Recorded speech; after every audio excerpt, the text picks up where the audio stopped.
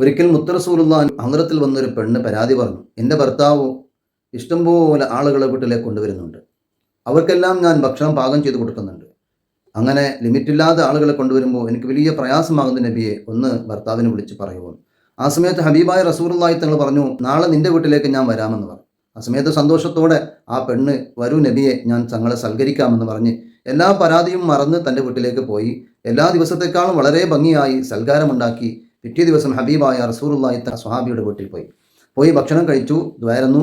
വീട്ടിൽ നിന്ന് ഇറങ്ങിപ്പോകുമ്പോൾ ആ സ്ത്രീക്ക് കാണുന്നത് വരും തങ്ങൾ മാത്രം ഇറങ്ങിപ്പോകുന്നതല്ല, തങ്ങളുടെ പിന്നാലെ സിഹിർ ഇറങ്ങിപ്പോകുന്നുണ്ട്, കണ്ണീർ ഇറങ്ങിപ്പോകുന്നുണ്ട്, ഇഫ്രീത്ത്, റുഹാനി പോലെയുള്ള എല്ലാ ഷെറുകളും ദാരിദ്ര്യങ്ങളെല്ലാം ഇറങ്ങിപ്പോകുന്നത് കാണുന്നുണ്ട്.